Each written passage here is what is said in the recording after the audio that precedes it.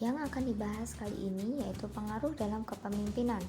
Adapun topik yang dibahas yaitu yang pertama, pengertian pengaruh dalam kepemimpinan, kedua, proses mempengaruhi, dan yang ketiga, taktik. Yang pertama, ada pengertian pengaruh dalam kepemimpinan. Dalam menjadi seorang pemimpin yang efektif, perlu adanya tindakan untuk mempengaruhi orang lain untuk membantu mengimplementasikan keputusan yang dianggap perlu oleh pimpinan dan anggota kelompok. Tanpa adanya pengaruh, maka keputusan tidak akan terjadi. Dengan kata lain, kepemimpinan merupakan tindakan yang mempengaruhi hasil.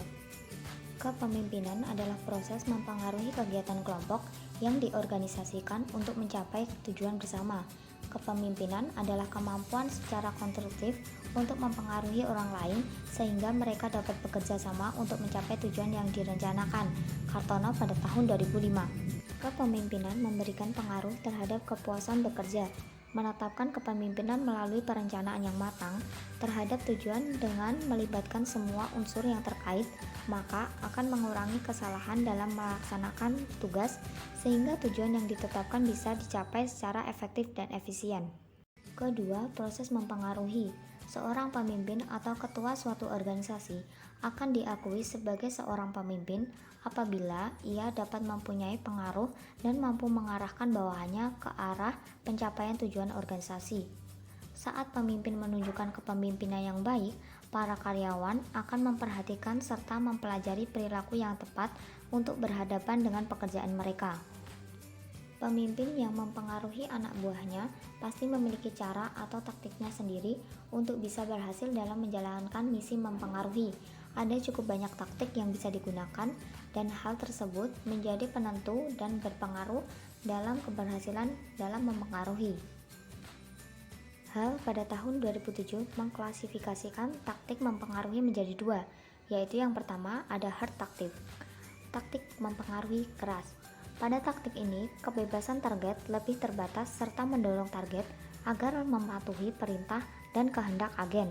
Taktik ini dapat menempatkan hubungan antara agen dan target ke dalam hambatan, terutama jika tindakan tidak beralasan atau tidak diharapkan. Taktik mempengaruhi keras mencakup taktik legitimasi, menekan, ketegasan, naik banding ke atas, dan koalisi. Yang kedua, ada soft taktik. Taktik mempengaruhi lunak. Taktik ini mengarah pada mempengaruhi perilaku yang dianggap bijaksana dan konstruktif. Kemungkinan orang yang dipengaruhi dengan lebih banyak kebebasan dalam memutuskan apakah akan menerima pengaruh atau tidak. Jenis taktik ini meliputi personal appeal, konsultasi, permintaan, inspirational, integration, dan persuasi rasional. Taktik mempengaruhi memiliki beberapa jenis. Di bawah ini akan dikemukakan beberapa taktik mempengaruhi, yaitu yang pertama, taktik persuasi rasional, merupakan taktik mempengaruhi menggunakan argumentasi logis dan bukti aktual yang masuk akal sehingga anggota melakukan apa yang dikehendaki oleh pemimpin. Kedua, taktik permintaan inspirasional. Taktik mempengaruhi dengan menggunakan permintaan yang dapat meningkatkan rasa percaya diri bagi anggota untuk melaksanakan yang diinginkan pemimpin. Ketiga, taktik konsultasi. Taktik mempengaruhi dengan menggunakan partisipasi anggota. Dengan kata lain, pemimpin memperbolehkan anggotanya untuk ikut partisipasi dalam pengambilan keputusan, sehingga hal tersebut juga dapat memicu motivasi dari para anggotanya untuk melaksanakan keputusan yang telah dibuat.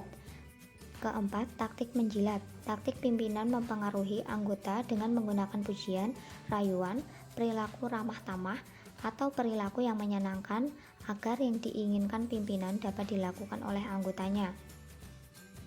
Kelima, taktik permintaan personal.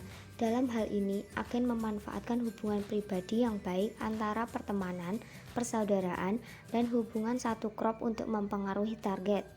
Keenam, taktik koalisi. Mempengaruhi dengan menggunakan bantuan orang lain untuk membujuk target agar patuh pada perintah yang diberikan oleh agen. Ketujuh, taktik mengesahkan, mempengaruhi menggunakan validitas jika apa yang diinginkan pemimpin adalah sebagai otoritasnya dan konsisten dengan kebijakan organisasi. Kedelapan, taktik menekan, mempengaruhi dengan menggunakan ancaman atau peringatan terus-menerus atau memberikan sanksi jika target tidak mau melakukan perintah yang diberikan oleh agen.